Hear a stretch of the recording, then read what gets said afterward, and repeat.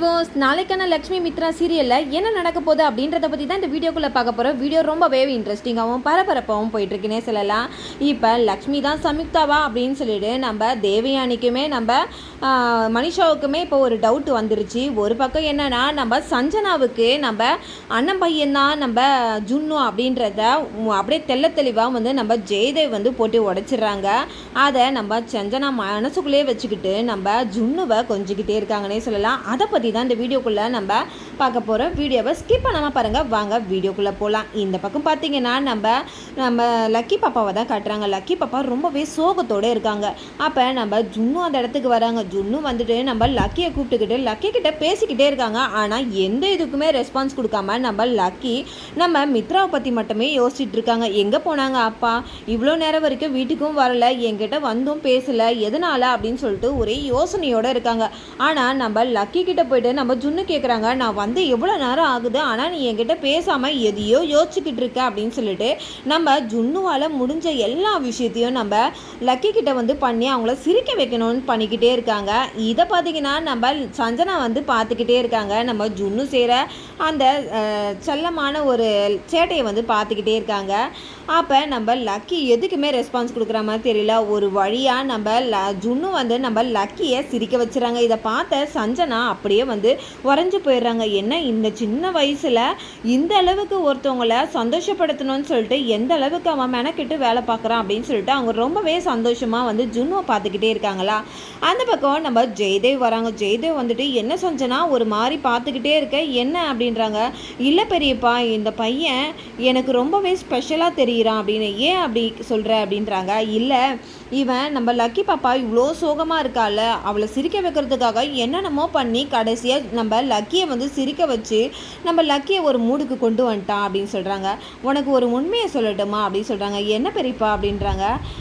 எனக்கு இவனை பார்க்கும்போது நம்ம சஞ்சனா ஒரு விஷயம் சொல்கிறாங்க. எனக்கு இவனை பார்க்கும்போது மித்ரானாவை பார்த்த மாதிரியே இருக்குது சின்ன வயசில் அப்படின்னும் போது உன்னோட சந்தேகம் தப்பு கிடையாது, அதுதான் உண்மை. இவன் வந்து மித்ராவோட பையன்தான் ஜுன்னு அப்படின்னு சொல்கிறாங்க. என்ன பெரியப்பா சொல்கிறீங்க? ஆமாம், அதே மாதிரி நம்ம வீட்டில் இருக்கிற சம்யுக்தாவும் லக்ஷ்மி தான் அப்படின்ற ஒரு சில சூழ்நிலையினால தான் இப்போ லக்ஷ்மி நம்ம வீட்டில் இந்த மாதிரி ஒரு அவளோட நேமை சேஞ்ச் பண்ணிக்கிட்டு இந்த இடத்துல இருக்கிறதா இருக்குது. அதுக்காக தான் பல வேலைகள்லாம் நடக்க வேண்டியது இருக்குது. அது நடந்தால் கண்டிப்பாக நம்மளோட நந்தன் ஃபேமிலிக்காக தான் அவளோட வாழ்க்கையை நம்மளுக்காக தியாகம் பண்ணிக்கிட்டு இந்த அளவுக்கு வந்து அவள் நம்ம வீட்டில் கஷ்டப்பட்டுக்கிட்டு இருக்கா அப்படின்னு சொல்லிட்டு அந்த இடத்துல சஞ்சனா கிட்ட சொல்கிறாங்க. என்ன பெரியப்பா சொல்கிறீங்க? ஆமாம், இந்த உண்மையை நீ யாருக்கிட்டேயும் சொல்லக்கூடாது. எனக்கு உங்ககிட்ட பேசணும்னு தோணுச்சு, அதனால் நான் உங்ககிட்ட எல்லாத்தையும் சொல்லிட்டேன், என் மனசில் இருந்ததெல்லாம். இதை நீ வந்து யார்கிட்டே சொல்லக்கூடாது சொல்கிறாங்களா. இந்த பக்கம் நம்ம அரவிந்தாவை தான் காட்டுறாங்க. அரவிந்தா பார்த்தீங்கன்னா நம்ம சஞ்சனாவுக்கு ஃபோன் வருதுன்னு சொல்லிட்டு எடுத்துகிட்டு வராங்க. என்ன ஃபோன் அடிச்சுக்கிட்டே இருக்குது, என்ன பண்ணுற சஞ்சனா அப்படின்னு. இல்லை, ஜுன்னு பண்ணுற காரியத்தை பார்த்துட்டு அப்படியே நான் உறைஞ்சி போய் நின்றுட்ட பெரியம்மா அப்படின்றாங்க. அவனா சின்ன பையன்தான், ஆனால் பண்ணுறது எல்லாமே பெரியவங்க பண்ணுற மாதிரியே பண்ணுவான் அப்படின்னு சொல்லிட்டு அவங்களும் அந்த ஜுன்னுவை வந்து ரொம்பவே புகழ்ந்து பேசுகிறாங்களா. இந்த பக்கம் நம்ம சஞ்சனாவோட வீட்டுக்கார் ஃபோன் பண்ணி பேசுகிறாங்க. இந்த மாதிரி என்னோட மீட்டிங்லாம் முடிஞ்சிருச்சு சஞ்சனா, நான் ஏர்போர்ட்டில் வெயிட் பண்ணிக்கிட்டு இருக்கேன், நீ வந்துரு அப்படின்றாங்க. சரிங்க, நான் வந்துடுறேன் அப்படின்னு சொல்லிட்டு நம்ம சஞ்சனா வச்சிடறாங்க. உடனே நம்ம அரவிந்தா கேட்குறாங்க, என்ன சஞ்சனா கிளம்புறியா அப்படின்னு. ஆமாம் பெரியம்மா, எனக்கு அவருக்கு மீட்டிங் முடியறதுக்காக தான் நான் வெயிட் பண்ணிக்கிட்டு இருந்தேன், இப்போ மீட்டிங் முடிஞ்சிருச்சு, இப்போ போனால் தான் கரெக்டாக இருக்கும் அப்படின்றாங்க. என்ன சஞ்சனா, வந்து நீ கொஞ்சம் நேரம் கூட இல்லாமல் நீ கிளம்புறியா அப்படின்றாங்க. இல்லை பெரியம்மா, நான் இன்னொரு நாள் வரேன் அப்படின்னு சொல்லிட்டு நம்ம சஞ்சனாவும் சொல்லிட்டு கிளம்பிடுறாங்க. இந்த பக்கம் நம்ம அரவிந்தா கிட்ட கூட அந்த உண்மையை சொல்லக்கூடாதுன்னு சொல்லிட்டு சஞ்சனா கிட்ட நம்ம ஜெயதேவ் வந்து சத்திய வாக்கு வாங்கிடுறாங்க. உடனே சஞ்சனாவும் கிளம்பி போயிடுறாங்க. இந்த பக்கம் பார்த்தீங்கன்னா நம்ம அரவிந்தாவை தான் காட்டுறாங்க.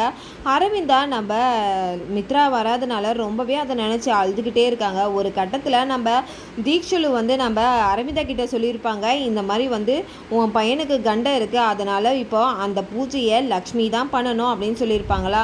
இதை நினச்சி நம்ம அரவிந்தா ரொம்பவே வேதனைப்பட்டுக்கிட்டு கடவுள்கிட்ட சொல்கிறாங்க, நான் இப்போ போய் லக்ஷ்மியை நான் எங்கன்னு தேடுவேன், இந்த ஒரு விஷயத்துக்காக அவளை நான் தேட முடியுமா, அவள் எங்கே போனானே தெரியலையே, என்னோட பையனுக்கு ஏன் நீ கண்டத்துக்கு மேலே கண்டம் கொடுத்துட்டே இருக்க அப்படின்னு சொல்லிட்டு நம்ம கடவுள்கிட்ட நம்ம அரவிந்தா ஒரு பக்கம் அழுதுகிட்டே இருக்காங்க. இந்த பக்கம் நம்ம ரெண்டு வில்லியை தாங்க காட்டுறாங்க. ஒரு பக்கம் பார்த்தீங்கன்னா நம்ம லக்ஷ்மி நம்ம ஜானு ஒரு பக்கம் தேடிக்கிட்டு இருக்காங்க. அந்த ரவுடிகளோட லிஸ்ட்டில் யாராவது வந்து நம்ம மித்ராவை கடத்திருப்பாங்களோ அப்படின்னு சொல்லிட்டு அந்த ஊரில் இருக்கிற எல்லா ரவுடிகளோட ஃபோன் நம்பர் எல்லாத்தையும் கலெக்ட் பண்ணி அந்த ரவுடிங்க இருக்கிற இடத்துக்கே வீட்டுக்கே போயிட்டு அங்கே போய் விசாரிக்க போகிறாங்க. இந்த பக்கம் நம்ம மனிஷாவும் நம்ம தேவயானியும் இவங்களை பின்தொடர்ந்து போயிட்டு இருக்காங்க. ஒரு கட்டத்தில் நம்ம மனிஷா வந்து இவ எதுக்கு கட்டின புருஷனுக்கு வந்து பாடுபடுற மாதிரி மித்ராவை தேடி இப்படி அலையிறா அப்படின்னு சொல்லிட்டு அவங்களுக்கு டவுட் வந்துடுது. அந்த இடத்துல லக்ஷ்மி தான் இது இல்லை அப்படின்னு சொல்லிட்டு ஒரு பக்கம். இந்த பக்கம் தேவயானி சொல்கிறாங்க, எனக்கு என்னமோ நீ சொன்னது கரெக்டு தான் தோணுது மனிஷா. இவ இந்த மித்ராவுக்காக இவ்வளோ அளவுக்கு மெனக்கெட்டு பண்ணிக்கிட்டு இருக்கானா இவ லக்ஷ்மியாக இருக்கணுமோன்னு எனக்கு ஒரு டவுட் இருக்குது. ஒரு பக்கம் இப்படி ஒரு டவுட் இருக்குது, இன்னொரு பக்கம் அவள் இருக்க மாட்டாளோன்னு எனக்கு தோணுது. ஆண்டி நான் தான் சொல்கிறேனே, நீங்கள் தான் என்னை நம்ப மாட்டீங்க. பார்த்தீங்களா இவ கட்டின புருஷனுக்கு இது பண்ணுற மாதிரியே பண்ணிக்கிட்டு இருக்கா. இதெல்லாம் பார்க்கும்போது உங்களுக்கே தோணலையா ஆண்டி அப்படின்றாங்க. அப்படி தான் தோணுது. சரி என்ன தான் நடக்குதுன்னு பார்ப்போம் அப்படின்ட்டு. இந்த பக்கம் பார்த்தீங்கன்னா அந்த காரில் கடத்திட்டு போயிருப்பாங்களா, அந்த கார் கடத்தினவங்களெல்லாம் பார்த்து ஒரு பக்கம் வந்து நம்ம விவேக்கும் ஒரு பக்கம் தேடிக்கிட்டு இருக்காங்களா. இந்த பக்கம் பார்த்தீங்கன்னா நம்ம மனிஷாவும் நம்ம தேவயானியும் நம்ம லக்ஷ்மி பின்னாடியே போய் அலைஞ்சிக்கிட்டே இருக்காங்க. ஒரு கட்டத்தில் அந்த பெரிய ஒரு ரவுடிக்கிட்டேயே போய் கேட்குறாங்க நம்ம லக்ஷ்மி, இந்த மாதிரி இவரை நீங்கள் பார்த்துருக்கீங்களா? ஏன்னா வந்து எல்லா ரவுடிகளுக்கும் உங்களுக்கு எல்லாமே தெரிஞ்சு தான் நடக்கும் இதெல்லாம். ஆனால் யார் யாரை கடத்துறாங்கன்ட்டு எல்லா இன்ஃபர்மேஷனும் உங்களுக்கு வரும்ல சார், அதுக்காக தான் உங்ககிட்ட வந்தேன் அப்படின்னு சொல்லிட்டு அங்கே சொல்கிறாங்க. நான் இல்லைம்மா, இதை விட இன்னொரு பெரிய ஆள் இருக்காருன்னு சொல்லிட்டு அந்த அடியாள் வந்து அவங்கக்கிட்ட கூட்டிகிட்டு போயிட்டு இவங்க இந்த மாதிரி யாரையோ தேடி வந்திருக்காங்கன்னா அவங்களோட டீட்டெயில் தெரிஞ்சால் சொல்லுங்கன்னு சொல்கிறாங்க. அதுக்காக பணமும் கொடுக்குறேன்னு சொல்கிறாங்க. அதனால தான் உங்ககிட்ட கூட்டிகிட்டு வந்தேன் அப்படின்ட்டு. அதுக்கப்புறம் லக்ஷ்மி பார்த்தீங்கன்னா நம்ம அந்த அடியாள் கால்லே போயிட்டு பெரிய ஆள்கிட்டயே கால்லே போய் விழுறாங்க. நீங்கள் இது என்னோட புருஷனை தான் காணோன்னு நான் தேடிக்கிட்டு இருக்கேன். என்னோட வாழ்க்கை நிறைய விஷயத்தில் போராட்டமாகவே நிரம்பி இருக்குது. அதுக்காக தான் அவரை எப்படியாவது காப்பாற்றணும்னு நான் வந்து இது பண்ணிக்கிட்டு இருக்கேன். நேற்றுலேருந்து அவரை காணோம் அப்படின்னு சொல்லிட்டு நம்ம லக்ஷ்மியை அவங்க காலிலே விழுந்து அழுகுறாங்க. இதை தூரத்துலேருந்து பார்த்த நம்ம மனிஷாவுமே தேவயானியுமே ஷாக் ஆகிடுறாங்க. இவன் என்ன காலெல்லாம் விழுந்து இது பண்ணிக்கிட்டு இருக்கா, எனக்கு ஒன்றுமே புரியல அப்படின்னு சொல்லிட்டு ரொம்பவே குழப்பத்தில் இருக்காங்க. ஆனால் அவங்க என்ன பேசுகிறாங்கன்றது அவங்களுக்கு தெரியாது. ஏன்னா தூரமாக நின்று பார்த்துக்கிட்டு இருக்கனால அவங்க செய்கை பண்ணுறது அதை மட்டும்தான் அவங்க ஒரு பக்கம் தெரிஞ்சுக்கிறாங்க. இந்த பக்கம் லக்ஷ்மி வந்து அவங்கக்கிட்ட எல்லா டீட்டெயிலும் வாங்கிட்டு கிளம்பிடுறாங்க.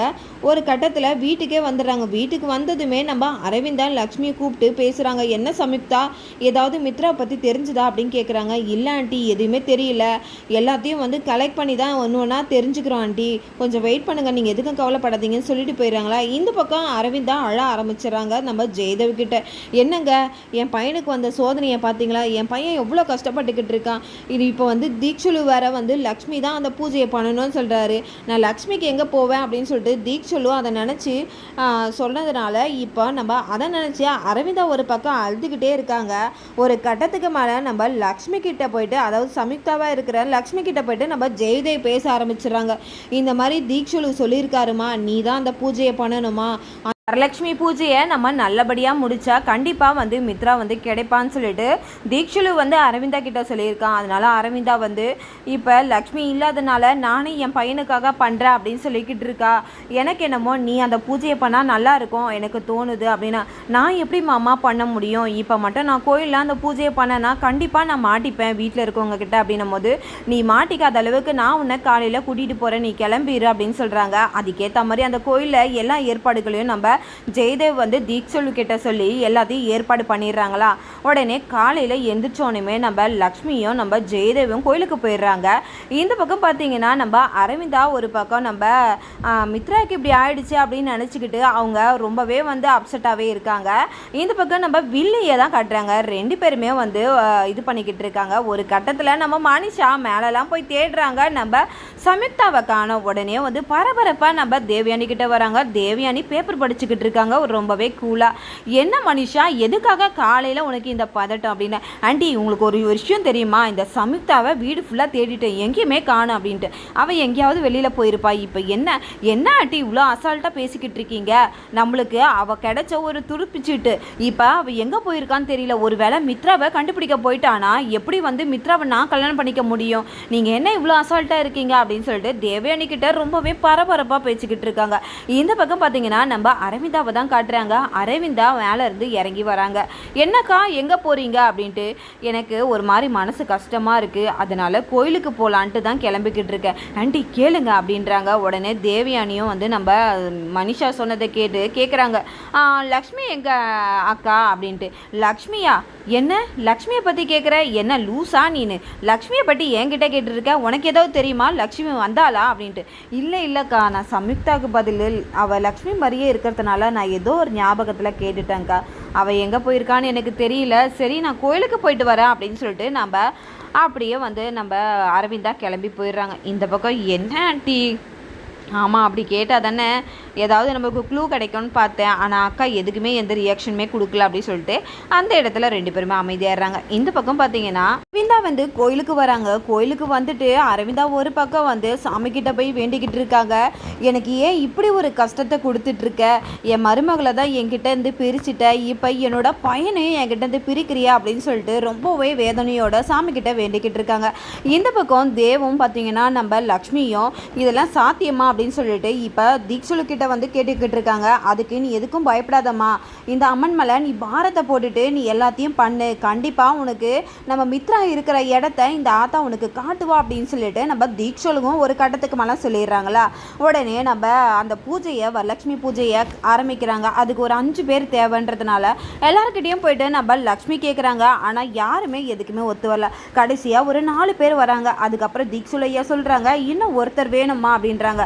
அதுக்கு அந்த 4 பேரில் ஒருத்தவங்க சொல்கிறாங்க, நீ ஆக வேண்டிய வேலையை பாருமா, நான் போயிட்டு அந்த ஒருத்தரை கூட்டிகிட்டு வரேன் அப்படின்னு சொல்லிட்டு அங்கே அரவிந்தா இருக்கிற இடத்துக்கு அந்த அம்மா போகிறாங்க. அங்கே போயிட்டு இந்த மாதிரி ஒரு லேடி வந்து அவங்க புருஷனுக்காக ஒரு பூஜை பண்ணுறாங்க, வரலட்சுமி பூஜை. அந்த பூஜையில் நீங்கள் கலந்துக்கணும், கொஞ்சம் அவங்களுக்காக நீங்கள் உதவி செய்யணும் அப்படின்னு சொல்லிட்டு அந்த அம்மா வந்து அரவிந்தா கிட்ட சொல்கிறாங்களா. அரவிந்தா உடனே வந்து அப்படியே சரி ஓகே நான் வரேன் அப்படின்னு சொல்லிட்டு அவங்களுமே வந்து ரொம்பவே வேதனையோட ஏதோ ஒரு ஞாபகத்தில் வந்து நிற்கிறாங்க. நம்ம லக்ஷ்மியும் நம்ம அரவிந்தா காலில் தண்ணியெல்லாம் ஊற்றி அந்த மஞ்சளை வந்து காலில் போட்டு இது பண்ணுறாங்க. அப்போவே அவங்களுக்கு லக்ஷ்மி தொட்டோன்னே அந்த உணர்தலை வந்து அவங்க ஃபீல் பண்ணுறாங்க. அப்போ அவங்களுக்கு ஒரு மாதிரி ஆகிடுது. அந்த பொண்ணு அவங்க காலை தொட்டு அந்த விஷயத்தை பண்ணும் போது அவங்களுக்கு ஒரு மாதிரி ஷாக் ஆகுது. அந்த இடத்துல நம்ம ஜெயதேவ் பார்த்தீங்கன்னா ஒளிஞ்சிருந்து பார்த்துக்கிட்டு இருக்காரு. என்னதான் நடக்குது, ஒரு வேளை அரவிந்தா வந்து கண்டுபிடிச்சிட்டாலோ அப்படின்னு சொல்லிட்டு. இந்த பக்கம் நம்ம லக்ஷ்மி அடுத்த இருக்கிற அம்மாவுக்கு பண்ணிட்டு அப்படியே எந்திரிக்கிறாங்க. அப்படியே அரவிந்தா ஏதோ ஒரு ஞாபகத்தில் நம்ம லக்ஷ்மியை பார்க்குறாங்க. பார்த்ததுமே அந்த இடத்துல ஒரே ஷாக் ஆகிடுது. அந்த சம்பவத்தை பார்க்கும்போது ரொம்பவே வந்து கஷ்டமாகவே இருந்ததுன்னே சொல்லலாம்.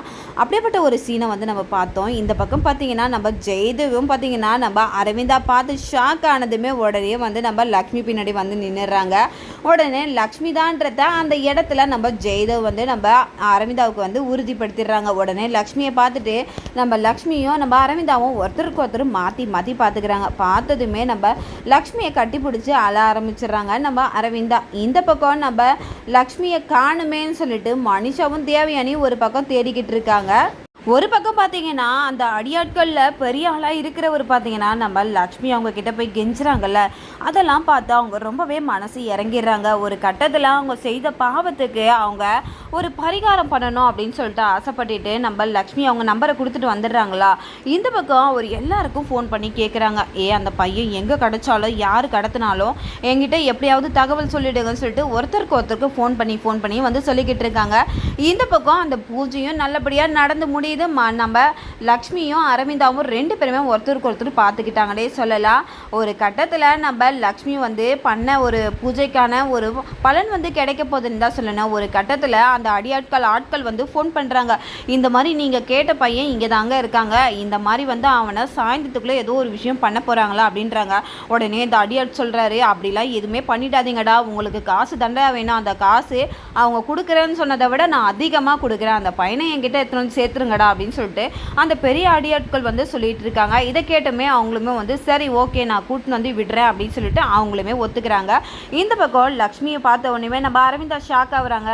உடனே அரவிந்தா வந்து நம்ம லக்ஷ்மியை பற்றி கேட்குறாங்க நம்ம தீக்ஷலுக்கிட்டேயும் ஜெயதேவ் கிட்டேயும். உங்கள் எல்லாருக்குமே லக்ஷ்மி உயிரோட தான் இருந்தான்றதை தெரிஞ்சிருக்கு, ஆனால் நீங்கள் யாருமே என்கிட்ட சொல்லலையே அப்படின்னு சொல்லிட்டு நம்ம ஜெயதேவ்கிட்டையும் நம்ம தீக்ஷலுக்கிட்டையும் கேட்குறாங்க. அதுதாம்மா கடவுளோட விளையாட்டு, உனக்கு தெரியக்கூடாது இப்போதைக்கு அப்படின்றதுனால தான். ஆனால் இன்னைக்கு கடவுள் உனக்கு தெரியணும் அப்படின்றத விதி வந்து எழுதி வச்சிருக்கு அப்படின்னு சொல்லிட்டு சொல்கிறாங்க. ஏன் லக்ஷ்மி, இவங்களாம் எல்லாரும் மறைச்சாங்க, ஆனால் ஒரு வாட்டி கூட என்கிட்ட வந்து உண்மையை சொல்லணும்னு உனக்கு தோணலைல்ல, அந்தளவுக்கு நான் உனக்கு வேண்டாதவளா ஆயிட்டேனா அப்படின்னும் போது, அத்தை அதெல்லாம் ஒன்றும் இல்லை அத்தை, ஒரு சூழ்நிலை காரணமாக தான் நிறைய விஷயத்த உங்ககிட்ட மறைக்க வேண்டியதாகிடுச்சு. அதுவும் இப்போ நம்ம ஒரு வீட்டில் நம்ம காலை சுற்றின பாம்பு நம்மளை சுற்றிக்கிட்டே இருக்குது, அதை எப்படியாவது நம்ம அதை எடுத்து போடணும், அதுக்காக தானே வேலையை வந்து நான் பண்ணிக்கிட்டு இருக்கேன். அதுக்காக தான் நந்தன் ஃபேமிலியை விட்டு நான் வெளியில் போனேன். சீக்கிரத்தில் மித்ராக்கு இருக்கிற எல்லா பிரச்சனையும் நம்ம சரி பண்ணணும் அப்படின்னு சொல்லிட்டு இப்போதைக்கு உங்ககிட்ட எதுவுமே என்னால் சொல்ல முடியாது, ஆனால் நான் கண்டிப்பாக உங்ககிட்ட எல்லாத்தையும் சொல்லுவேன். அது வரைக்கும் நான் வந்து லக்ஷ்மின்றதை நீங்கள் யார்கிட்டயே சொல்லக்கூடாது அப்படின்னு சொல்லிட்டு நம்ம லக்ஷ்மி அரவிந்தா கிட்ட சொல்லிடுறாங்க. இந்த பக்கம் பார்த்தீங்கன்னா நம்ம லக்ஷ்மி வந்து மித்ரா கிட்ட நான் உண்மையை சொல்லி ஆவேன் அப்படின்னு சொல்லிட்டு நம்ம அரவிந்தா சொல்கிறாங்க. நீங்கள் இப்போதைக்கு எதுவுமே சொல்லாதீங்க அப்படின்ட்டு. அதுக்கப்புறம் நம்ம அரவிந்தா வந்து நம்ம லக்ஷ்மியை கட்டி பிடிச்சி ஒரே பாச போராட்டமாக அந்த இடத்துல முத்தமழையை பொழிஞ்சிட்டு இருக்காங்க. இதுக்கப்புறம் உன்னை நான் யாருக்காகவும் விட்டு கொடுக்கவே மாட்டேன், இத்தனை நாளும் நான் உன்னை விட்டுட்டேன், இதுக்கப்புறம் உன்னை நான் என் கையிலேருந்து நான் விடவே மாட்டேன் அப்படின்னு சொல்லிட்டு அரவிந்தா வந்து நம்ம லக்ஷ்மி கிட்ட சொல்லிக்கிட்டு இருக்காங்க. ஒரு பக்கம் ஜெயதேவ் வந்து ஃபோன் எடுத்துகிட்டு வந்து நம்ம லக்ஷ்மி கிட்ட கொடுக்குறாங்க. லக்ஷ்மி, இது வந்து பூஜா ஆரம்பிச்சதுலேருந்தே அடிச்சுக்கிட்டே இருந்ததுமா அப்படின்றாங்க. உடனே கொடுங்க மாமா அப்படின்னு சொல்லிட்டு வாங்கி பார்க்குறாங்க. அதில் பார்த்தீங்கன்னா அந்த அடியாட்களோட தலைவன் தான் கால் பண்ணுறாரு. இந்த மாதிரி அவர் தான் மாமா கால் பண்ணியிருக்காரு. சரி சரி பண்ணுமா அப்படின்றாங்க. உடனே அவருக்கு கால் பண்ணி சொல்கிறாங்க, அம்மா உங்கள் புருஷன் இருக்கிற இடம் தெரிஞ்சிருச்சுமா, என்னண்ணா சொல்கிறீங்க, ரொம்பவே நன்றிண்ணா, தேங்க்ஸ்ண்ணான்னு சொல்லிட்டு நம்ம லக்ஷ்மி வந்து சொல்லிக்கிட்டு இருக்காங்க. அவர்கிட்ட நான் பேச முடியுமா அப்படின்றாங்க. இல்லைம்மா அது மட்டும் முடியாது, ஏன்னா அந்த பையனுக்குமே வந்து அவங்கள எதுக்காக கடத்திருக்காங்கன்ட்டு அவனுக்குமே தெரியாதுமா அப்படின்னு சொல்லிட்டு அந்த பையனோட பேர் வந்து சொல்கிறாங்க. இந்த பக்கம் வந்து அந்த வீணான்றவங்க தான் அவங்களுக்கு வந்து அந்த பையனோட நம்பரையுமே கொடுக்குறாங்க. ஒரு கட்டத்தில் அந்த பையனுக்கு ஃபோன் பண்ணி நம்ம லக்ஷ்மி வந்து பேசுகிறாங்க. அண்ணா இந்த மாதிரி எங்கள் வீட்டுக்காரர் உங்ககிட்ட தான் இருக்காங்கன்னு சொல்லிட்டு வீணா அண்ணா சொன்னாங்க அப்படின்னு சொல்கிறாங்க. உடனே ஆமாம்மா இங்கே தான் இருக்காங்க, ஆனால் எதுக்காக கடத்துனாங்களான்னு தெரியாதுமா, நான் அவர்கிட்ட பேச முடியுமா அப்படின்னு சொல்லிட்டு நம்ம லக்ஷ்மி கேட்குறாங்க. ஐயோ அப்படிலாம் பேச முடியாதுமா, நான் என்னம்மா பண்ணுவேன் அப்படின்றாங்க. ஆனால் ஒரு கட்டத்துக்கு மேலே அந்த பையன் போயிட்டு நம்ம மித்ரா கழுத்தில் வந்து அந்த ஃபோனை வச்சிடறாங்க, தெரியாமல் துணி மறைச்சா மாதிரி. உடனே மித்ராவும் பேச ஆரம்பிக்கிறாங்க. இந்த பக்கம் அந்த அடியாட்கள் வந்து கேரன் போர்டு விளையாடிக்கிட்டு இருக்காங்க. இதை பார்த்தவங்க இவன் மேலே சந்தேகப்பட்டு என்னடா பண்ணிக்கிட்டு இருக்கீங்க அப்படின்னு கேட்குறாங்க. இல்லைனா அவருக்கு தண்ணி கொடுக்க வந்தேன், எதுவாக இருந்தாலும் என்ன கேட்டு தான் நீ கொடுக்கணும் அப்படின்னு சொல்லிட்டு அங்கே இருக்கிற ஒருத்தவங்க வந்து இது பண்ணிக்கிட்டு இருக்காங்க. அதுக்கப்புறம் ஒரு கட்டத்துக்கு மேலே அவர்கிட்ட ரொம்பவே வாக்குவாதத்தில் ஈடுபடுறாங்க. என்ன பண்ணுற, ஏதோ ஒரு விஷயத்த எங்களுக்கு தெரியாமல் பண்ணிக்கிட்டு இருக்க, வீணா நான் சொல்லி தானே நீ இந்த இதுக்குள்ளே வந்திருக்க, வீணா நான் ஏதாவது பேசினாரா சொல்லுன்றாங்க. அப்படிலாம் அவர் என்கிட்ட வந்து ஃபோன் பண்ணி எதுவுமே கேட்கல, அப்படிலாம் யாரும் எதுவும் பண்ணலன்ட்டு அவர் எவ்வளோ சொல்கிறாங்க. கடைசியாக நம்ம மித்ரா வந்து அந்த ஃபோனை வந்து தெரியாத அளவுக்கு அப்படியே கழுத்தை வந்து மயக்க போட்டு விழுகிற மாதிரி அப்படியே வச்சுக்கிட்டு இருக்காங்க. இந்த பக்கம் இவங்கிட்ட ஏதாவது ஃபோன் இருக்கா பாருங்கடா அப்படின்னு சொல்லிட்டு தேட ஆரம்பிக்கிறாங்க. ஒரு பக்கம் அவருக்கு ரொம்பவே படபடப்பாயிடுது. அதுக்கப்புறம் உள்ளெல்லாம் ஃபோன் இருக்கா போய் பாருங்கடா அப்படின்னு சொல்லிட்டு தேட ஆரம்பிக்கிறாங்க. இந்த பக்கம் அவங்க உள்ளே போனதை நினச்சி நம்ம லக்ஷ்மி வந்து பேசிக்கிட்டு இருக்கும் போதே எல்லாத்தையும் கவனிச்சுக்கிட்டு இருக்காங்களா. அதுக்கப்புறம் அவங்க உள்ளே போய் தேடுறத தெரிஞ்சுக்கிட்டு, மித்ரா எங்கே இருக்கீங்க, ஏதாவது அடையாளம் தெரியுமா, ஏதாவது உங்கள் பக்கத்தில் இருக்க ஏதாவது ஒரு அடையாளத்தை சொல்லுங்க அப்படின்றாங்க.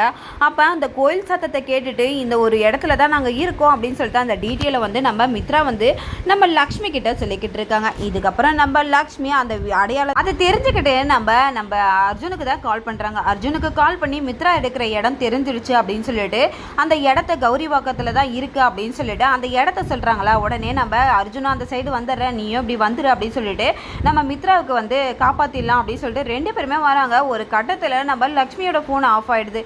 ஐயோ எப்படி வந்து நம்ம லக்ஷ்மியை கண்டுபிடிக்க போகிறோம், அவள் எங்கே இருக்கான்னு தெரிஞ்சாதானே நம்ம மித்ரா எங்க இருக்கான்னு தெரியும் அப்படின்னு சொல்லிட்டு ரெண்டு பேருமே ஒரு பக்கத்துல பதட்டமாயிட்டு இருக்காங்க. இந்த பக்கம் ஜெயதேவும் அரவிந்தாவும் வீட்டுக்கு வராங்க. ஒரு கட்டத்துல மனிஷாவும் நம்ம தேவயானியும் யோசிச்சுக்கிட்டே இருக்காங்க. ஐயோ இந்த சம்யுக்தா எங்க தான் போனாலோ தெரியல, இந்த விவேக்கு ஃபோன் பண்ணியும் அவள் எடுக்க மாட்டா, அவளுக்கு எவ்வளோ திமிரு, கண்டிப்பா அவன் மட்டும் வந்து மித்ராவை கண்டுபிடிச்சிட்டா, மித்ரா கையால் என்னால் தாலி கட்டிக்கவே முடியாது, அப்புறம் அவன் மேலே பாசமே இல்லை அப்படின்னு சொல்லிட்டு அவன் நினச்சிப்பான் ஆண்டி அப்படின்னு. நீ ஏன் கற்பனையில் வந்து மிதந்துட்டு இருக்க, அவள் போயிட்டு அவனை தேட தானே போயிருக்கா, அவளை உன்னை காப்பாற்றிட்டுல, கொஞ்சம் நேரம் வெயிட் பண்ணு, ஏன் இப்படிலாம் இது பண்ணிக்கிட்டு இருக்கேன்னு சொல்லிட்டு தேவயானி ஒரு கட்டத்தில் திட்டிகிட்டு இருக்காங்க. இந்த பக்கம் நம்ம அரவிந்தா வராங்க. விவேக் கேட்குறாங்க, எங்கே பெரியம்மா போயிட்டு வரீங்க? நான் கோயிலுக்கு தாண்டா போயிட்டு வரேன், எனக்கு ஒரு மாதிரி கஷ்டமாக இருந்தது, அதனால் கோயிலுக்கு போயிட்டு வரேன் அப்படின்னு சொல்லிட்டு அங்கே பேசிக்கிட்டு இருக்காங்க. இந்த பக்கம் வந்து சம்யுக்தாவுக்கு வந்து நம்ம விவேக் வந்து பதட்டமாகவே இருக்காங்க, ஃபோன் பண்ணுறேன் எடுக்கவே மாட்டுறாங்க அப்படின்ட்டு. ஒரு கட்டத்தில் ஜெயதேவ் சொல்கிறாரு, நம்ம மித்ரா இருக்கிற இடம் சம்யுக்தாவுக்கு தெரிஞ்சிருச்சு, அதனால் போயிட்டுருக்கா அப்படின்னு சொல்லிட்டு சொல்லிடுறாங்க.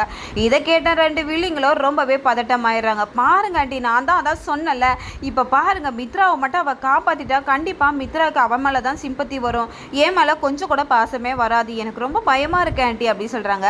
நீ ஏன் கவலைப்படுற, இப்போ மட்டும் அந்த சம்யுக்தாவுக்கு ஃபோன் பண்ணி அவள் எங்கே இருக்கான்னு தெரிஞ்சுக்கிட்டு அதுக்கு முன்னாடி நம்ம அங்கே போயிடலாம், போயிட்டு நம்ம மித்ராவை காப்பாற்றி கூட்டிகிட்டு வந்துடலாம் அப்படின்னு சொல்கிறாங்க. அது நடக்குமா ஆண்டி? கண்டிப்பாக நடக்கும் அப்படின்ட்டு இவங்க 2 பேரும் பிளான் போட்டுக்கிட்டு இருக்காங்களா. இந்த பக்கம் தான் நம்ம சம்யுக்தாவோட ஃபோன் ஆஃப் ஆகிடுச்சு.